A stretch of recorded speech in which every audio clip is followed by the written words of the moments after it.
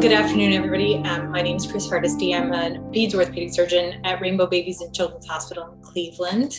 And I'm here today with Evalina Berger Vanderwall, who is not only an orthopedic spine surgeon, but the chair of orthopedics at the University of Colorado. And we're very excited to be able to speak with her today. So thank you so much for being here today. Thank you, Dr. Hardesty. It's my honor. Okay, so I'll just jump right in. My first question is, what changes have you seen in the management of spinal deformity over the course of your career? Well, that's a great question because now I'm dating myself. But I can tell you I still fixed fractures when I started with Harrington rods, because it was right on the cusp of where pedicle screws came out. Was not available in South Africa at the time. I heard about these amazing things and what they can do. And so I lived through the residency with Harrington rods and then Zielke's. And then as I qualified my residency, pedicle screws were out. And then I traveled all over the world to see these amazing instruments and what it can do. And then that was probably the biggest jump forward for spine, was the invention of pedicle screws, because it got adopted across the world as a standard of care. And now we're to the point combining computer, artificial intelligence, navigation, where we can actually recreate the normal curves of the spine. If you think where we started with not having any instrumentation, fusing patients flat, putting them in casts and in body casts and terrible braces for months on end, and not paying any attention to their posture. I've seen this whole gamut, and it's just amazing. And I wish I have another 40 years of my career. Unfortunately, I don't, because I would be excited to see where this is going to go in the future. Now, you did an ABC traveling fellowship, is that correct? That's correct. And did you learn new techniques during that fellowship that you were able to use in your practice? I think for me was the jump between the use of the technology, which I had available at the time. But being a South African, you kind of practice a little bit of an island. I did spine tumors, which was really in the beginning, and I had access to CT and looked at 3D renderings of congenital scoliosis and thought how archaic our classification of non-segmentation is if you look at all the various variants. So I think just seeing the research and the energy with which the American surgeons approached these problems, which were worldwide, that really infused me when I went back to my country. Excellent. I'm going to change subjects a little bit. I want to talk about your path to leadership and what moments or steps were particularly relevant for you in your path to becoming a leader. I think the first thing was that I never envisioned myself ever as a leader or a chair. I knew I had this passion to do what is right by patients and would not leave any stone unturned. So I had this perseverance and grit to go. About 12 years ago, I was diagnosed with breast cancer, and things did not go well for me. And I remember as I was lying there in the hospital thinking, what am I going to do if I cannot ever perform surgery again?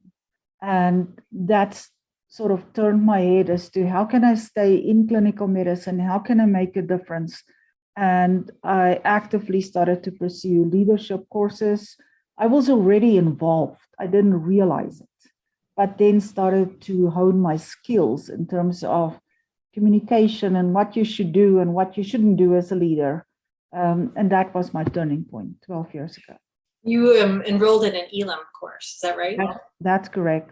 And do you think that course really helped you become a better leader? Yes, it was an amazing opportunity. They have several universities that participate in this, and then you can send in your best candidates with support from the dean. It was very hard to get in. They have more than 100 applicants every year, and they only take about 65. When I did it, we were only 55. And what I learned there was how to communicate. I learned other aspects of what is needed from leaderships, financial techniques, financial skills that I never had. I could barely balance my own checkbook. But most of all was the camaraderie. I met women from similar backgrounds, from basic science to dentists to surgeons, who all had the same drive. And immediately you had a cohort and you felt that you weren't the odd one out. And so I think that group that you got, and we still keep in contact and we go to courses once a year, COVID besides. And it was just an amazing experience to meet these women and these leaders in the country and learn from them. What percentage of your ELIM class was female? It's just for females. It's executive leadership in academic medicine. And it's the Hedwig von Buren, that's the whole name. And we were only females. And what they taught us was self-value. We had 360 evaluations. You learned your weaknesses and your strengths, and you learned how to use your strengths to cover up your weaknesses. CASE offers a similar program that I got to take. And I echo your sentiments that being in an all-female class just really allows you to grow and network and gives you sort of a protected space to push yourself to be better. And I think those opportunities are invaluable for us. Amazing. Which leads me to my next question. How can we bring more females up to the leadership level? I think that's one of the biggest challenges left. Well, not left. There's lots of challenges for women in orthopedics, but breaking those upper barriers is particularly difficult. I think you need role models and you need champions. There's a difference between these things. A role model is somebody that you want to emulate, but a champion is somebody that pushes you and tell you, yes, you can do it. And there are so few women in leadership positions across medical schools. If you think that 50% of the classes now are female, but only about 20% the last time I looked of all female physicians are in any leadership positions in medical schools. And so I think it is on us and on our male colleagues to afford the females those opportunities. The second thing is that you have to start young. So we have a grassroots movement that some of my female residents started, and we are getting to the medical students in their first and second year and show them what is orthopedics. And it's amazing. If you don't do it there, by the third year, they taint it because they would say, I want to do orthopedics. And somebody would say, oh, that's not for you. And that's from other disciplines.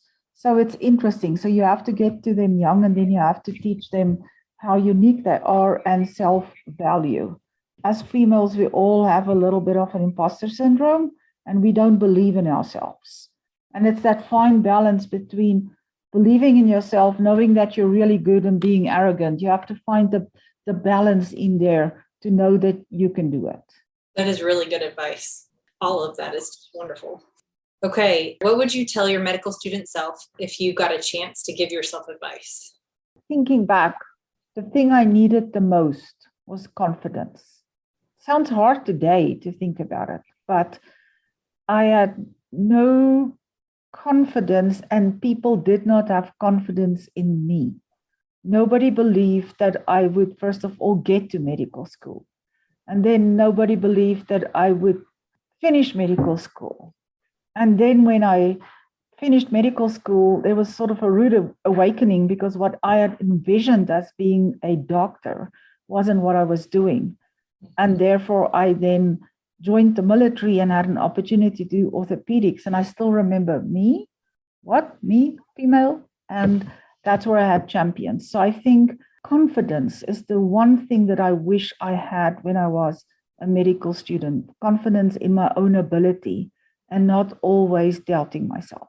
I think you and I had a similar experience in that it was someone else who said to us, hey, you should think about orthopedics. I wonder how many females have to have somebody tell them to consider orthopedics versus those who hear about it and think, I could do that. I hope that we're getting to a place where more people think of it. of their own free will. But I do think we probably need to say to more people, hey, have you thought about orthopedics? I totally agree. Compare the challenges of caring for spinal deformity patients to those of being a department chair. They're both so similar, and yet the one is more stressful than the other. So I'll keep you in suspense.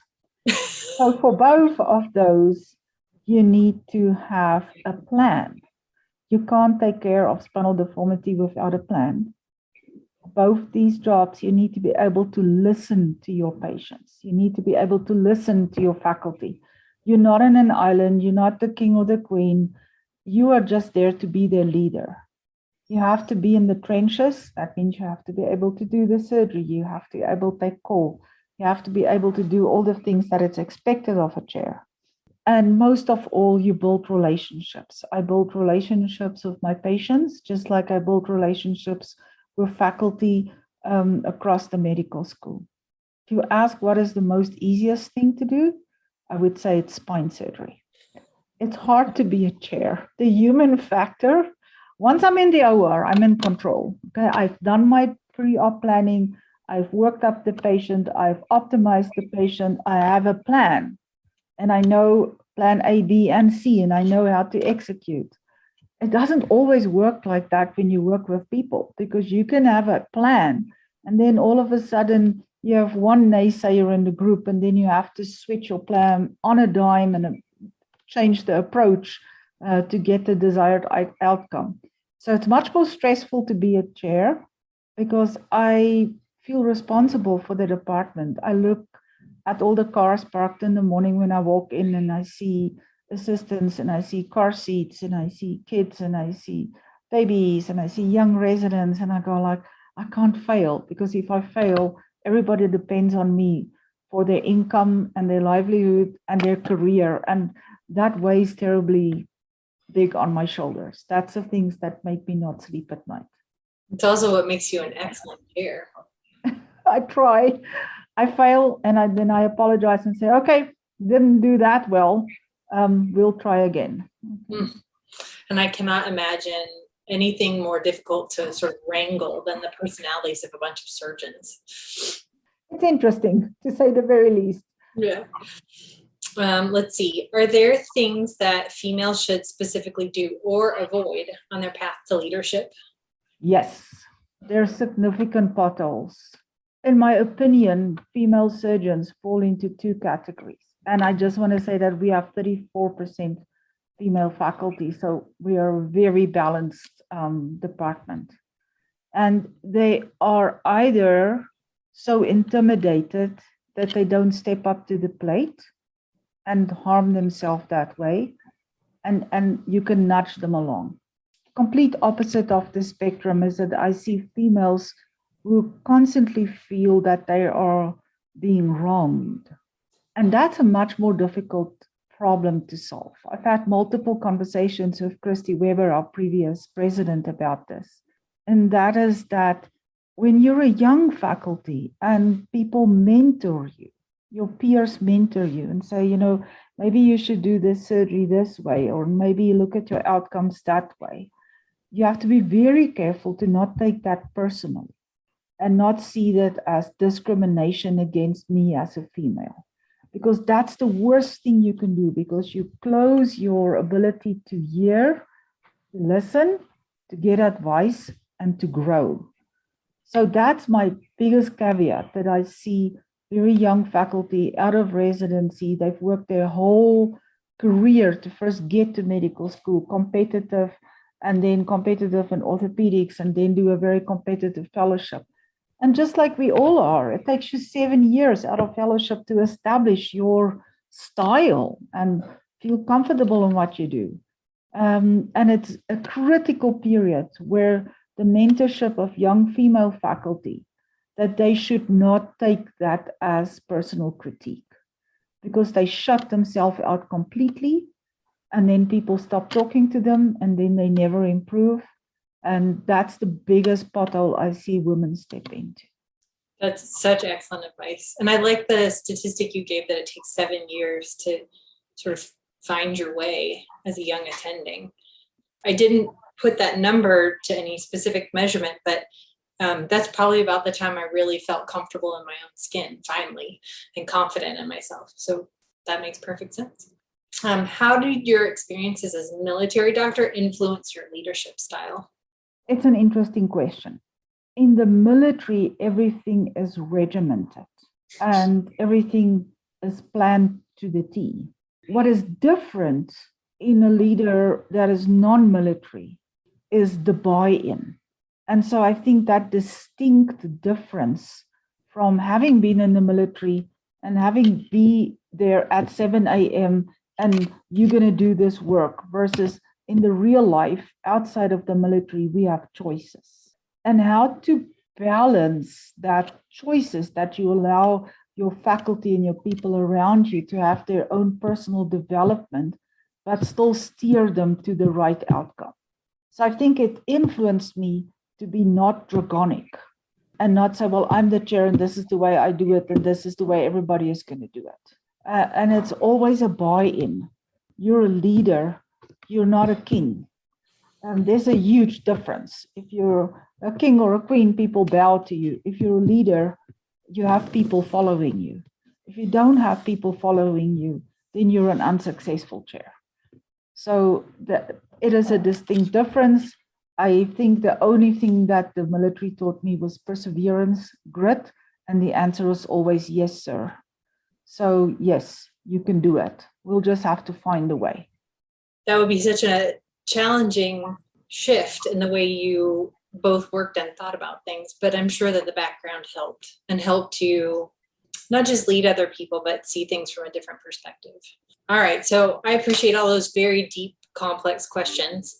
And now I'm going to ask you a series of short questions, which are just meant to be fun and let people get to know you a little better. So here we go. What book are you currently reading? I don't. I don't even have time to read a journal, let alone a book. Okay. Okay. Fair enough.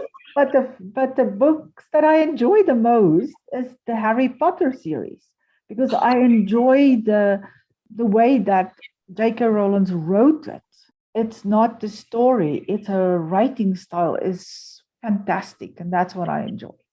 I'm in the middle of reading those books to my kids. So it's very relevant for us right now. And I read them, of course, when I was younger, but it's so cool to go back and read those to my kids and appreciate lots of different things as an adult. But you're right, her writing is incredible. Yeah. And now my house is decorated to look like here. It looks like Hogwarts everywhere. What was your first ever job? I was a music teacher. I had a major in music, and even in high school, I started to teach music and theory classes to grade schoolers. Do you still play? Yes, I do. What instruments? I majored in piano, but I also played the church organ, and that's how I put myself through college. I would pay for every wedding and a funeral, and I would earn $10, and that was big money then. Oh, that's awesome. Do you prefer to eat in or go out? I guess that's a pre-pandemic question. Yeah, it's both. I actually enjoy my home. Our favorite meal is the barbecue, and we will barbecue under an umbrella in the snowstorm. So love to buy a good cut of meat and then barbecue it to my own taste, and it's not cold, and I don't have to send it back, and I can enjoy my own wine. And when I travel, I love to eat at different restaurants, different cuisine. I think I read somewhere that you hunted when you were a kid. Do you still do that? Yes, I still do. I got a big elk here in Colorado about 10 years ago. So love to do that. We went this past season, but it's been so dry. And after the firestorm last year, we didn't see anything. My aunt is a guide in Wyoming for hunting trips. Oh, great. She just talks nonstop about the experiences in that part of the country, which is not where I live. But let's see. If you could win an Olympic medal for anything, and it can be a real thing or a fake thing, what would it be? Oh my God. Sailing. Sailing. I love to sail. Yeah. Can you do that around Denver much? No, you can't. Okay. But I just enjoy sailing. All right, we'll switch places. You could come sail here on the lake, and I'll come to Denver to go hunting. Let's see. What was your favorite subject in school? History. I love What, history. oh, go ahead, sorry. No, I just wanted to say history was my favorite subject. I love history. What is one thing your mother or father taught you that stayed with you? Hard work. What is something about you that surprises people? I have a keen sense of humor, and it's a way to de-stress. Even in the OR, I will always find a way to laugh about things. What is something you can do that will make you happy no matter what? Be with my family. That's an excellent answer. What is your least favorite spine surgery? A discectomy in an obese patient.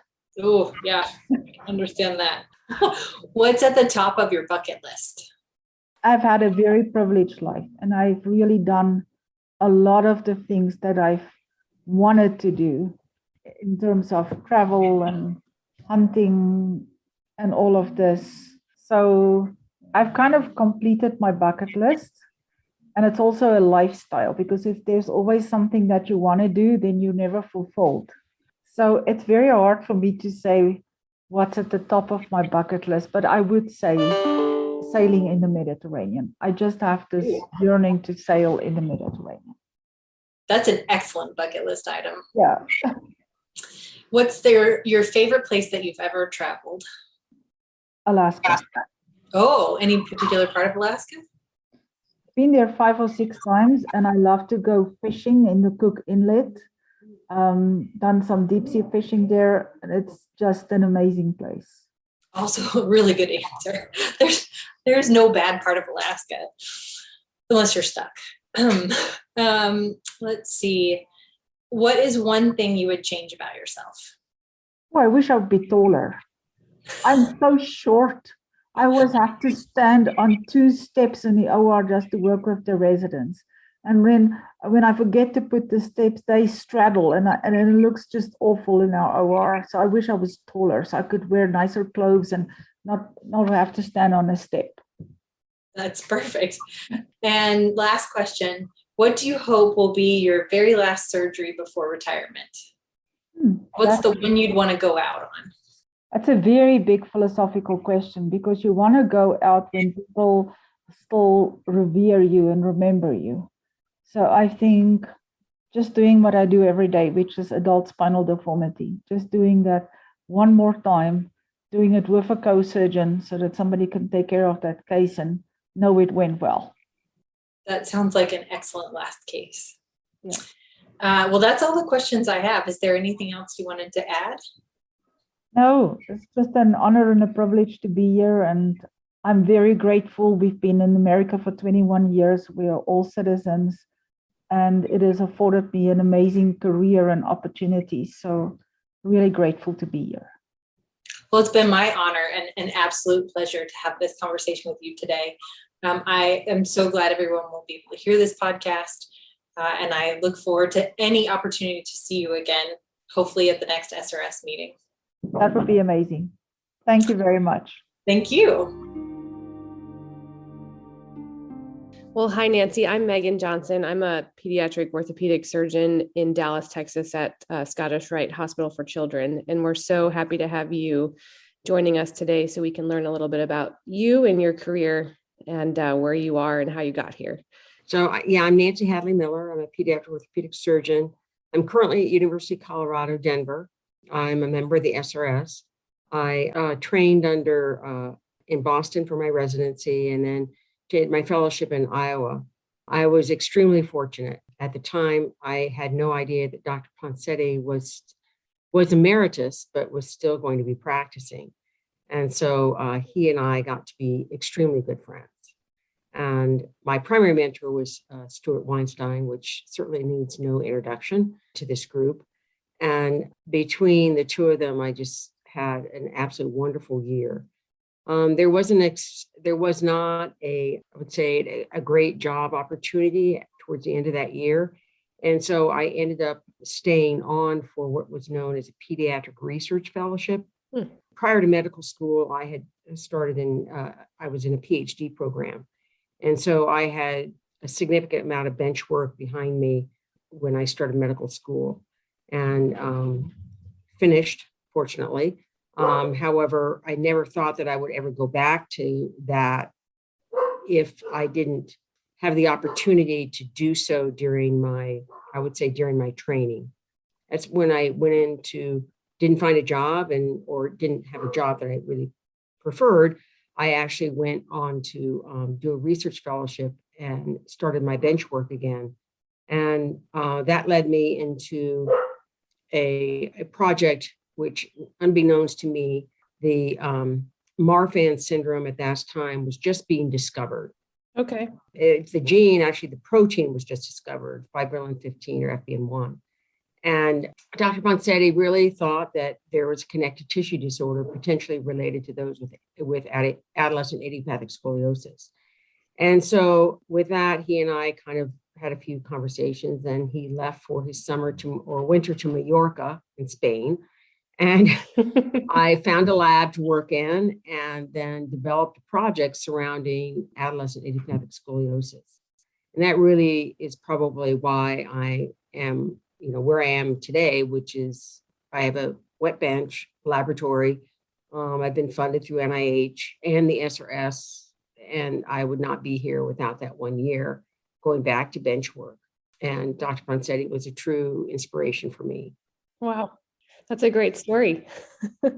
Yeah, it was 1 year of Dr. Ponsetti. It was prior to his club foot time. Okay. He was doing club feet, Mm-hmm. but it was prior to, I would say, commercialization, or it was prior to his putting that out on the web. Okay. And on YouTube or whatever, however he did it. That was around the year, I believe, 2000. And I was in my fellowship really I'd say a lot earlier than that, about 10 years earlier than that. And so, he and I, for 2 years, Friday afternoon clinic was all club feet. Okay. And it was a memory I cherish forever, because it was he and I and lots of feet. But his real passion in the laboratory sense was scoliosis. Yeah. And a lot of people don't necessarily realize that. Yeah, I'm not sure I knew that either. Yeah, he had some earlier work looking in the laboratory and looking at collagen fibers and thinking that they were potentially, there was some glycosylation a little bit started. But then when the Marfan's gene was discovered, and I was able to make some connections with those people that discovered the Marfan's gene, which is fortunate for me, and find some antibodies and did some histology, cell culture work. It was a boatload of fun. And then it actually was eventually published in JBJS, which was really a plume in my hat at that time, because I was just out into practice. Yeah. Nancy, do you mind if we back up a little bit and just kind of talk about you growing up and how you got interested in going into medicine and what your parents did for a living, and if there was any influence from your family? Yeah, so I was born in England. My dad was in the Air Force, and we spent most of our time in England until about middle school. And my dad was a career Air Force person. He was actually administrator, but then he actually went into hospital administration. Okay. We moved back to the United States around the DC area. And I just filled my time, actually was a nurse's aide at the Walter Reed Hospital when it was just Army. And actually it was the latter part of the Vietnam War, I remember. Okay. And we weren't allowed to go on the men's wards, but I was 14, maybe years old. But it really impacted me, I think, kind of my love of, taking care of people, really. Yeah. And then I went to college, got diverted into sports. And then I didn't know what to do after college, actually. I got into art school. Okay. I didn't follow that. And so went on to a PhD program. Okay. But once I was there, I just remember, after not very long, I realized that I just didn't want to do just that all my life. And I was drawn to medicine, I think through my experience as a kind of just a nurse's aide. My his love of kind of hospital administration and talking about that type of field with him. And I think that's what kind of drew me to medicine. Yeah. So when I applied to medical school, I got in, fortunately, and went through medical school. And it seems like at that point, there was they didn't have a lot of these interim, like interventional radiologists. At that time, you were either a surgical or medical personality. Yeah. And I was a surgical personality. There's no doubt about it. I loved art. I played the piano. And that's what led me down the surgical road. When I got into general surgery, I had a couple of male mentors that really helped me along, took me to the operating room. My mother wanted me to be a radiologist. Were they both supportive of your going to medical school? Oh, yes. Oh, yeah. They were very, very supportive. Yeah. My dad was like, if I had to do it over again, I'd be a doctor. Yeah. That's great. So they were very, very supportive. But then and at the time, I have all brothers, grew up with just a boys' household, and my dad was a huge sports person. And at that time, there was if you were interested in sports, you did ortho. Yeah. Right. And I said, okay, I guess that looks like where I'm going, because I just love sports. I was a college athlete, and that's started me down the ortho route. Were there a lot of women in your medical school class? There was probably about 15% maybe. Okay. Of 100, I think it was 140, 150. And were you the only person interested in orthopedic surgery? Oh, yes. Yeah. Did you find that hard to navigate, just not having other women doing that with you? I don't remember that, because I had a very good mentor. He was a pediatric orthopedist that really pushed me along.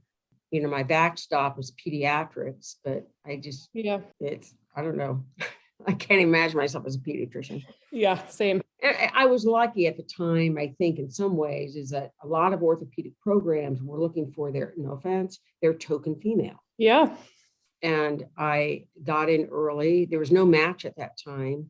And I got into 1 or 2 programs, and I was so nervous. And I got into my 3rd program right on Christmas Eve, actually, I remember. And I just had to say yes. There was a few programs in the match I probably might have gone to, but I couldn't. Nancy, you can't risk saying no at this point. Yeah. So I said yes and went to Boston. So that was that. And yeah, I was the first woman in my program, the only woman. So all of a sudden you had another 15 big brothers. Yep. And it was unusual. It was from the first day. Yeah. There's tons of stories, the first day, the 2 chief residents took me after coffee, said, we just thought you'd be bigger. What are you supposed to say to that? Yeah. We thought you'd be bigger. Well, this is what you got, and, there's lots of stories throughout time that, it was a time when, and I come from a very Midwestern family. So you just dug in your heels and you did what you're supposed to do. Yeah. And you didn't look up, and you didn't, there was a lot of sexual harassment. There was. Yeah. It's not that you didn't realize it was there, but it was a time frame in my personality also that I can't say tolerate, it's not quite the right word, but you kind of put up with some, then kick them in the pants and then keep moving. Yeah. And show them that you can do the stuff, that routine is not everything. Yeah. And I look back and I wonder why I wasn't maybe more vocal about things. But again, it has something to do, I think, with the time and the personality. Yeah.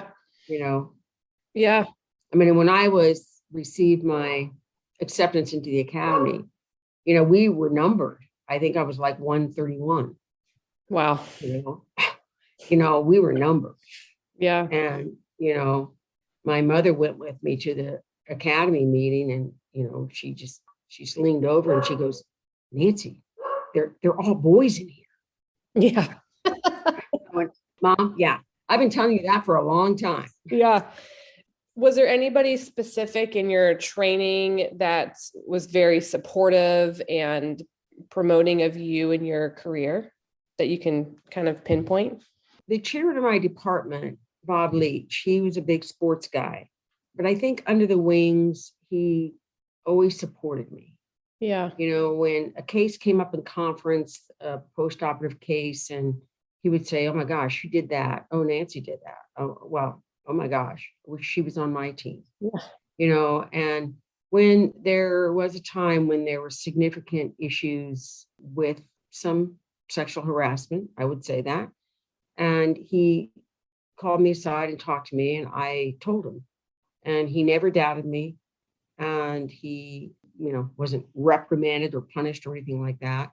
And he took it to heart. And, but I think underneath, he just always supported me. Yeah. And it wasn't the outward support of, you're never in the locker room together with, notes for the previous case or notes from the, past case or anything like that. It was pretty lonely. I can't say it wasn't. Yeah. And then I think Stu Weinstein and Poncetti, they were extremely supportive. Yeah. And again, maybe it wasn't the type of support different type of support than they would give a guy in some ways. Sure.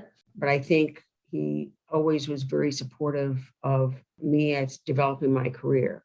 And I appreciate that. Yeah. And then did you find, kind of going into the field of spine and spine deformity within pediatric orthopedics, how did you find the SRS when you first joined? Did you find it welcoming to you? Was it, there's still a lot of men, but This is another interesting story. Yeah. So at that time, you were only accepting the SRS if your practice was, 50% or 75% spine. Okay. And I was a general orthopod, a peds orthopod. I did Blounce, I did Perthes, DDH, a bunch of stuff. Yes, I did some spine, but my first job was at Baylor, and Wendell Irwin and Jess Dixon were there. And of course, they had all the spine kind of wrapped up in their, consultations. And so there was not a lot of spine to be had, basically. And so I did lots of things. I did CP, did a few spine, but not that much. But with the work that I had done during my research fellowship, and then I ended up getting an ORAF award. And I found a lab that he said, a PhD, guy named William Horton, who actually went on to run the research institution or aspects of the Oregon Shrine. He was a PhD. And he critiqued my grant that I put in the ORAF. And he said, look, if you get this, you can have a bench in my lab. And so I got it. And that was very soon after my beginning of my practice. And once I got that, and then I got an SRS grant. And then Mark Asher asked me, sent me an email and asked me when we were at the ORS to join an etiology committee. And so, okay, I'm joining the etiology committee, and it was a fabulous experience. So our first meeting was at that SRS. He was president, and it was me, Tom Lowe, a gentleman from England, one from Canada, a few people. And towards the end of the meeting, Tom said, well, the gentleman from, I think it was Michael Earhart, I'm dropping the name, but he said from England, he said, well, Tom said, well, we'll have to make sure that you are a guest member of the American SRS or United States SRS, because I know you're in the British SRS. And so we said, fine. And so the meeting was over, it was kind of leaving. And I said, Tom, I said, Tom, I have a problem. I said, I'm not a member of the SRS. I have a grant, but you have to have a certain percentage of your practice. So they won't let me in. And he went, oh, this is a problem.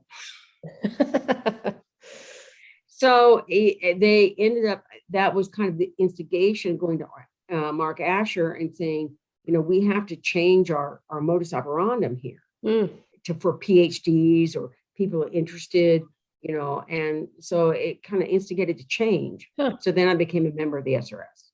Okay. Well, I have kind of one last wrap-up question. You've had a fascinating pathway, and I'd love to find out more, but my last question is, a lot of women coming up in medicine and, as medical students have an interest in orthopedics, but really question whether or not they can do it, both from a physical strength standpoint and just a perception that ortho is still for athletes who want to do medicine. So what would your advice be to women coming up in medicine who have an interest but are nervous or worried about their path ahead? So I think you really need to, first of all, you really need to want to do it. There's no doubt about it. But that's medicine in and of itself. Yeah. You really need to want to do it. I think working with your hands is actually kind of essential for any type of surgeon, but I think particularly for orthopedics, the visualization, the three-dimensional aspects. And I think I put yourself in environments where you're, working with screws and drills and, three-dimensional concepts, and see if you really like it, because that's really what it's about. Mm-hmm. And I think, finding a mentor. I was kind of driven by some sort of inner self, but I think that was more we're in a different world now. And I think there are mentors out there. Now, I find myself, I'm going to say, have to almost teach myself to be a mentor, because I never really had one. Yeah. And so it's when people look at me, I can remember I went to Hopkins, and one of the female residents came up to me and says, "Oh my gosh," she says, "you have it all. You have a family, you have this, you have this, you have that." And I looked at her and I said, "What are you talking about? I'm just kind of doing what I want to do." Yeah. And the strength bit is not that, finesse is better than strength. Yep. And so the strength, there's so much power now, power tools, finesse is not it.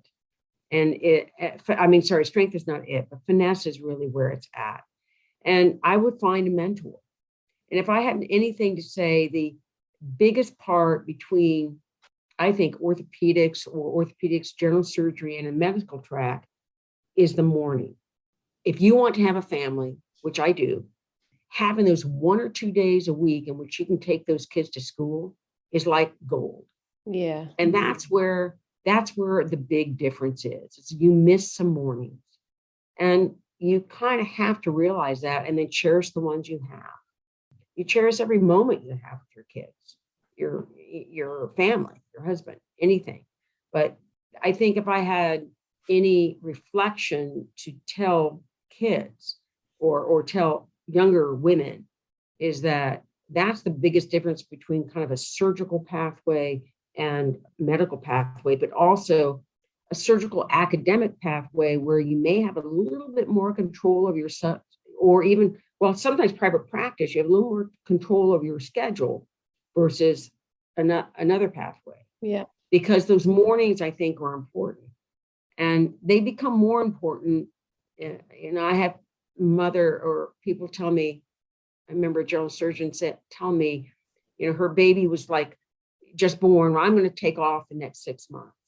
And I'm like, that's the wrong time to take off, because a baby will always know who your mother is. Yeah. And if you can stay up and be on call, you can stay up and feed them at 3:00 in the morning. And if you have those 1 or 2 mornings a week and you pop home early, make sure your home is close to work, you can make that work. Yeah. But once they get into that teenage years, those are the times when you really want to make sure you're around. A good point. Yeah. And I'm not saying that, every family's different and one's different, but yeah, I would say, but I think the first thing is there are mentors out there now. We have a great mentorship program, and I would find a mentor, and it doesn't have to be one person, be a couple people. If you're having trouble with your surgical skills, you can find some mentors. If you're just having life balance problems, another mentor. Yeah. It doesn't have to be one person, and you don't have to have your kids young. Yep. There are always different ways to have families. Yeah. And I just think there's a lot more supportive baffles or scaffoldings out there. Yeah. Than there's. So I would just urge you to reach out and use them. Well, I think that's great advice. I really appreciate your time and talking to us, and you're an inspiration, and thank you for blazing the trail for the rest of us. We appreciate all the doors you've opened for us all. It was great to get to know you and talk to you. Well, thanks. Reach out anytime. Thanks, Nancy. Okay. Have a great night. Bye-bye. Bye. The Scoliosis Research Society is a nonprofit professional organization made up of physicians and allied health personnel. Their primary focus is on providing continuing medical education for healthcare professionals and on funding and supporting research in spinal deformities. Please visit srs.org for further information.